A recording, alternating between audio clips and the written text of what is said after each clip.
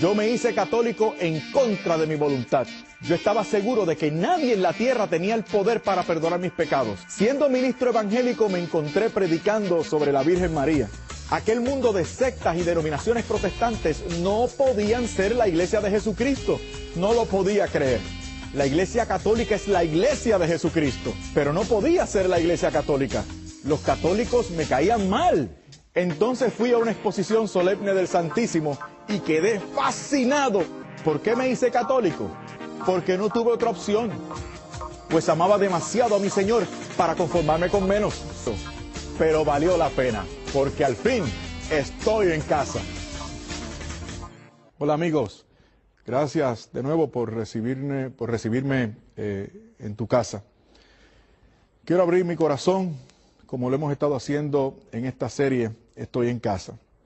Quiero hablarles a mis amigos católicos y protestantes también de por qué decidí entrar en comunión plena con la Santa Iglesia Católica. No lo puedo ocultar.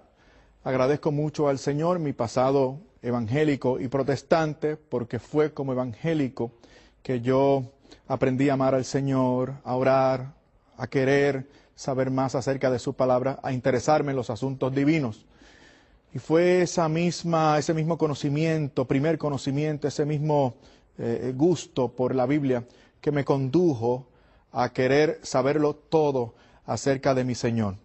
Y me condujo también a querer con la iglesia a la cual el Señor delegó todo el poder para poderme asistir espiritualmente a través de los sacramentos y a través de la guía espiritual de Santo Padre el Papa y del cuidado maternal de nuestra Madre del Cielo, María Santísima, y de la provisión para la vida eterna que nos llega a través de la Santa Eucaristía. Entonces, ¿qué fue lo que sucedió? Una vez más. Bueno, estábamos hablando de que fui descubriendo en el libro de los Hechos de los Apóstoles, irónicamente, porque yo esperaba descubrir mi ideario pentecostal en el libro de los Hechos de los Apóstoles. Un buen compañero mío, pastor también, me dijo, mira, para resolver tu problema es necesario que recurras una vez más al libro de los Hechos de los Apóstoles, porque ahí están los principios de nuestra iglesia pentecostal. Le había cuestionado que no se trata de una iglesia pentecostal, sino de muchas iglesias pentecostales. Y él me dice, bueno, pero si quieres salir del problema, tú métete al libro de los Hechos y de alguna manera vas a descubrir que nosotros los pentecostales no estamos mal. No, porque esa es la iglesia de Jesucristo, la del libro de los Hechos de los Apóstoles. La iglesia del día de Pentecostés, milagros, portentos, etc. ¿Y qué descubrí entonces en el libro de los Hechos? La iglesia que escribió el libro de los Hechos. Descubrí una vez más a la iglesia católica. En el primer capítulo descubrí que la iglesia era católica porque estaba comandada por el Señor a extender universalmente su evangelio, que la iglesia, aquella iglesia pentecostal a la cual yo quería pertenecer, era mariana, capítulo 1, versículo 14, que aquella primera iglesia de Jesucristo era además, según Hechos 2:42, una iglesia eucarística apostólica. Importante porque a partir de ese momento descubrí que el criterio de autoridad para entender la Biblia era apostólico. No había tal cosa como un criterio bíblico de interpretación bíblica, sino que había que referirse a los apóstoles y a sus sucesores. Lucas capítulo 10, versículo 16. Dice el Señor, el jefe, dijo a sus primeros apóstoles, el que les escuche a ustedes, me escucha a mí. Fíjense cómo él establece este medio. Recuerden, habíamos dicho que el Señor instituyó su iglesia sobre el fundamento de los apóstoles, Efesios 2:20. No olvidemos además aquel fundamento, piedra sobre el cual establece su iglesia, que es Pedro y sus sucesores, Mateo 16, versículos 18 y 19. Pero aquí claramente en Lucas 10:16 el Señor está diciendo, el que les escucha a ustedes me escucha a mí. O sea, nadie en aquella época podía decirle al Señor, no Señor, solo tú, como ahora dicen algunos, solo Cristo, solo tú, nada más. ¿Qué les hubiese dicho al Señor? No. Yo he dicho que para escucharme a mí, ustedes se tienen que referir a ellos, a los apóstoles. Aunque no me guste, pero es así. Pero ya que estamos hablando tan francamente, ya que me haces el favor de recibirme en tu casa, permíteme que te hable francamente, amigo católico y amigo evangélico también. Nosotros lo hubiésemos hecho mejor, ¿verdad que sí? ¿Verdad que sí? Primero, no hubiésemos nombrado como nuestros discípulos a 12 pescadores, ¿verdad que no? Lo hubiésemos, ¿verdad que sí? 12 pescadores apestan. Y letrados, gente brusca, de trabajo manual. No. Yo personalmente, querido amigo y amiga, yo hubiese escogido 6 fariseos y 6 escribas. Yo hubiese escogido gente, como decimos en mi país, gente de caché, gente de altura, de categoría, para que fuesen mis discípulos. Eso yo hubiese hecho. Entonces, estamos hablando del Evangelio según San Yo, lo que yo hubiese hecho. 6 intelectuales y 6 fariseos, o sea, gente de categoría, religiosos, practicantes, públicamente reconocidos. Vamos a seguir hablando francamente. Tú y yo no hubiésemos nombrado como nuestro vicario en la tierra a San Pedro. No lo hubiésemos hecho, no. Tú y yo hubiésemos corregido al Señor inclusive, le hubiésemos dicho, no Señor, no escojas a San Pedro, estás mal, no lo hagas, no te das cuenta. Es demasiado que tienes, se pasa con una daga al lado. No Señor, se me hace que en el momento más neurálgico de tu pasión te va a negar, no escojas a Pedro. Y tú y yo no lo hubiésemos escogido tampoco, no. Tú y yo escogeríamos a San Juan, ¿verdad que sí? Esa es la corrección que le hubiésemos hecho al Señor. No Pedro, sino San Juan. ¿Por qué? Porque San Juan es el discípulo amado, se pasa recostado del pecho del Señor. San Juan era tan bueno que el Señor le delega el cuidado de su propia madre. Entonces, tú y yo hubiésemos escogido como nuestro vicario en la tierra a San Juan, por lo menos eso. Ya si no se nos permiten los fariseos y los escribas, por lo menos a San Juan hubiese nombrado yo como vicario en la tierra. Pero el Señor quiso que fuera Pedro. Ahora bien, ¿a quién hubiésemos nombrado como tesorero? Jesús nombró a Judas. A Judas. Dice la Biblia que él sabía que era ladrón. Y nombró a Judas. Le hubiésemos dado ese puesto a Mateo. Sí, porque Mateo era recaudador de impuestos. Era un CPA autorizado del Departamento de Hacienda del Imperio Romano. Tú y yo hubiésemos nombrado a Mateo en lugar de Judas. ¿Verdad que sí? Entonces, pero no fue así. Eso no fue lo que el Señor quiso. No. ¿Qué le hubiésemos dicho al Señor? No, Señor, Judas no. Tú no le ves la cara de buscón que tiene. Es ladrón. Tú lo sabes, eres Dios. Pero así fue como el Señor quiso. Vamos a seguir hablando francamente. Para aquellos que se creen que los miembros de la iglesia tenemos que ser todos perfectos, castos y puros. Yo llegué a oír gente que decía que se fueron de la iglesia católica porque allá a la parroquia a la que iban había mucha gente hipócrita. Bueno, como si no hubiese espacio para uno más, ¿verdad que sí? Hombre, en todo sitio hay gente buena y gente menos buena. Eso no es razón para irse de la iglesia. El Señor nos dijo, todos ustedes van a ser siempre perfectos, castos y puros en el 100% de los casos y de las ocasiones. No. A pesar de eso, a pesar de nuestra poca o falta correspondencia, el Señor dijo, las puertas del infierno no prevalecerán en contra de la iglesia. Pero para aquellos que creen, aquellos que quieren exigirle a la iglesia católica lo que la iglesia de ellos no está dispuesta a dar ni ha dado, bueno, pues vamos a hacer algo, vamos a hacer un poco de aritmética. Vamos a ver, digo, Si Cristo no se equivocó, lo hizo bien. Porque aquí yo estoy especulando. Pero ahora vamos a partir del hecho de que lo hizo bien, porque Él es el Señor. ¿Qué le dirías tú ahora? Un poco de aritmética. A ver si es verdad que todos tenemos que ser perfectos, castos y puros para evidenciar que esta es la iglesia de Jesucristo. 12 discípulos. ¿Cuántos miembros tenía la primera iglesia de Jesucristo? 12 discípulos. Vamos a ver, ¿quiénes se pelearon por los primeros puestos? Santiago y Juan.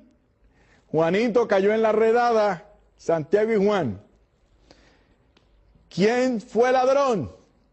¿Quién lo vendió como un saco de batatas? Judas. Judas, el traidor. ¿Quién lo negó como un cobarde? El primer papa, Pedro. ¿Quién ha pasado a la historia como el signo más elocuente de incredulidad? Yo soy como Santo Tomás. Si no veo, no creo. Ese es Santo Tomás. Vamos por 5. ¿Y cuánto lo abandonaron en la cruz? Sí, Juan se quedó, pero ya lo habíamos descartado. ¿Te acuerdas? ¿Qué promedio es ese? 0. Todos se echaron para atrás. Ahora bien, ¿significa eso que Jesucristo se equivocó? ¿No lo hizo bien? Eso tiene su propósito también. ¿Sabes por qué? Mírate dentro de ti mismo. Yo voy a hacer lo mismo. ¿Qué descubrimos? Tú y yo no somos santos. Somos pecadores. Aspiramos a la santidad, pero somos pecadores. Tú y yo tenemos nuestra historia. ¿Quieres que te diga algo? Hay cosas de mí que yo espero mis hijos nunca se enteren. Me daría mucha vergüenza, porque yo soy un hombre pecador. La concupiscencia que mora en mis miembros me tira hacia abajo. No seamos hipócritas. Por eso yo me de que esa haya sido la iglesia de Jesucristo, de que Jesucristo haya escogido ese fundamento apostólico, porque yo también soy pecador. Y como soy pecador, de seguro para mí siempre habrá un lugar en la iglesia de Jesucristo. Fíjese cómo el Señor nos enseña, nos ilustra, no solo con su doctrina, sino además con su actuación. En Mateo, capítulo 28, versículo 19, el Señor le dice a sus apóstoles, esta iglesia es apostólica, le dijo a sus apóstoles, vayan y bauticen en el nombre del Padre, del Hijo y del Espíritu Santo, enseñando. Ustedes tienen que enseñar, enseñando lo que yo les he mostrado.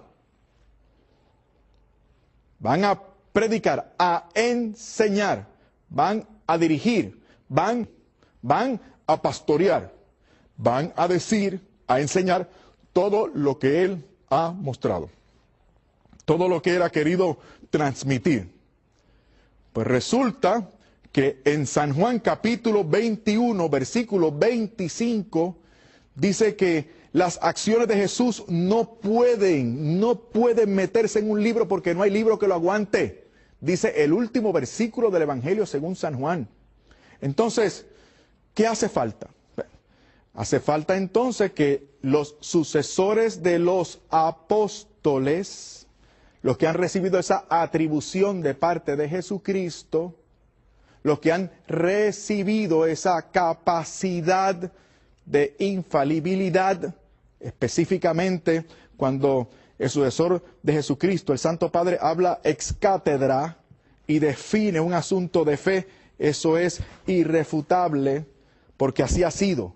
Él tiene la fe, no venga de él, sino recibir de Jesucristo, porque lo quiso así. Aunque una vez más, tú y yo lo hubiésemos hecho de otra manera, pero así fue como lo quiso el Señor. Y cuando el Señor habla, debemos aceptarlo, porque así son las cosas. Entonces, debemos una vez más referirnos a la iglesia. ¿Qué fue lo que ocurrió cuando descubrí estas cosas?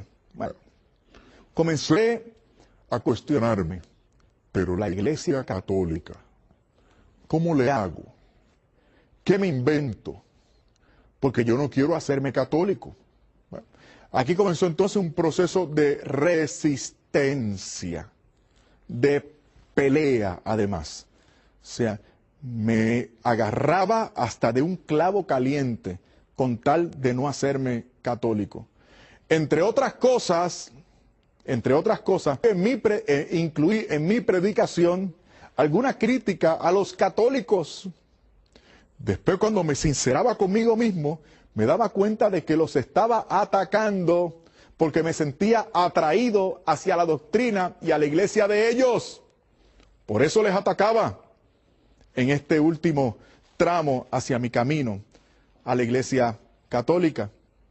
Entonces, lo primero que hice fue aferrarme a la tesis anticatólica por excelencia.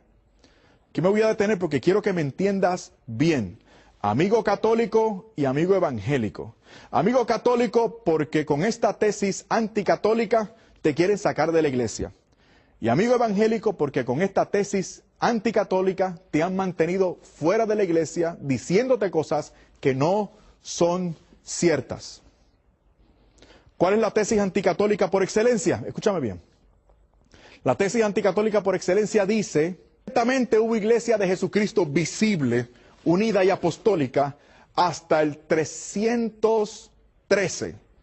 En ese año 313, por supuesto después de Jesucristo, el emperador Constantino firmó un edicto de tolerancia al cristianismo y a la Iglesia Católica. Ese edicto de tolerancia a la Iglesia Católica se llamó el Edicto de Milán en el año 313. ¿Qué dicen los enemigos de la Iglesia? Y los otros que no son enemigos, pero que repiten el mismo disparate también. ¿Qué dicen?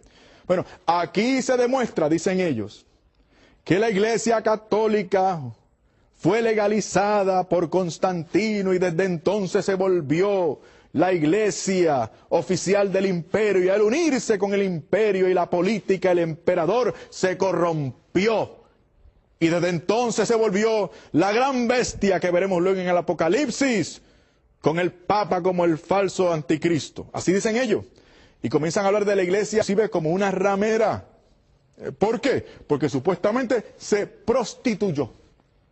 Dejó de haber presencia divina simplemente porque Constantino firma un edicto de tolerancia. Y hablan de oficialización, pero no es cierto, porque no es oficialización, es un edicto de tolerancia al cristianismo y a las otras religiones también. La religión cristiana vino a ser iglesia oficial del imperio en el año 391, por Teodosio, 391. Casi entrando al siglo V. No fue en el 313, pero vamos a partir del hecho que se corrompió. Vamos a partir de la idea, es decir, de la suposición que se corrompió en el 313. Bueno, si se corrompió en el 313, ¿por qué la tenemos en el 325? Poquito después del Edicto de Milán.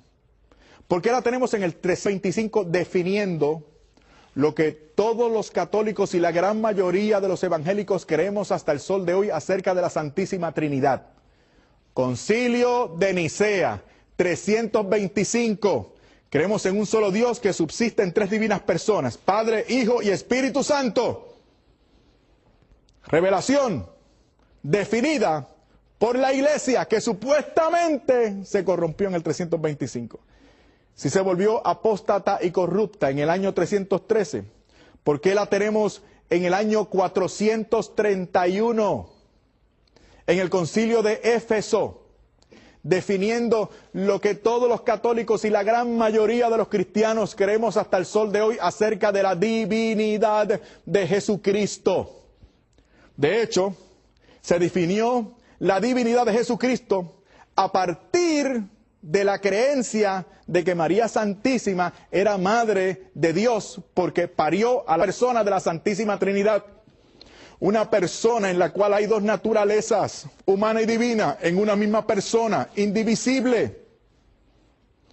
Esa persona es Jesucristo y es Hijo de Dios y es Emmanuel, Dios con nosotros.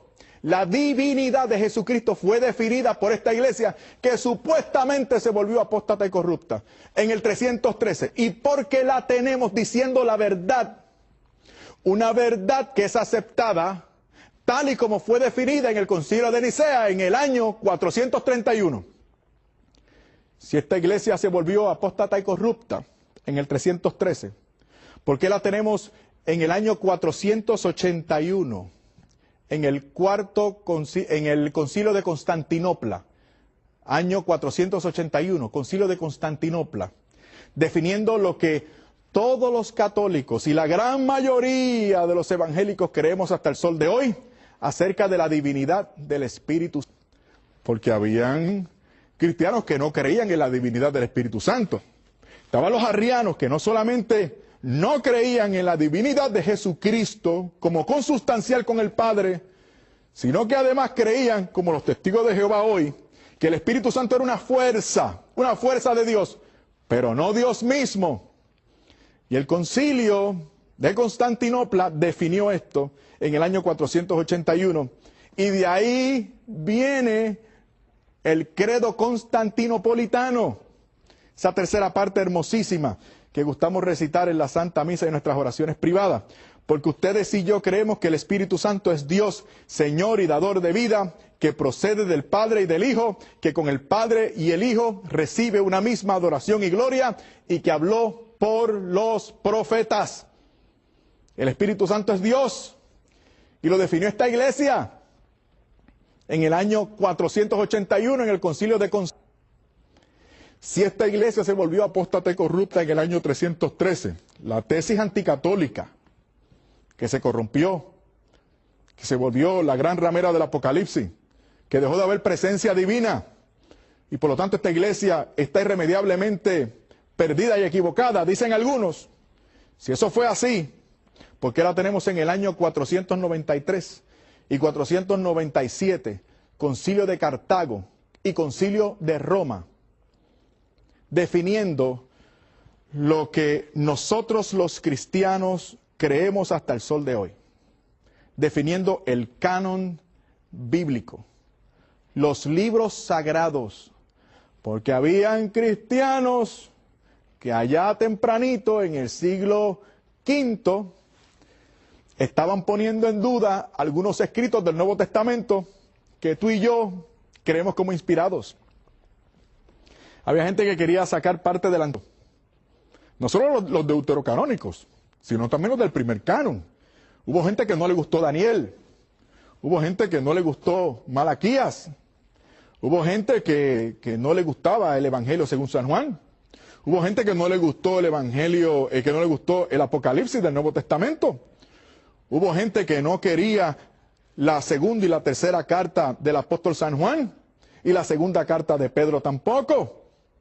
Entonces, ¿qué fue lo que hizo la iglesia? Estamos hablando de libros que tú y yo sabemos son inspirados. ¿Qué hizo la iglesia?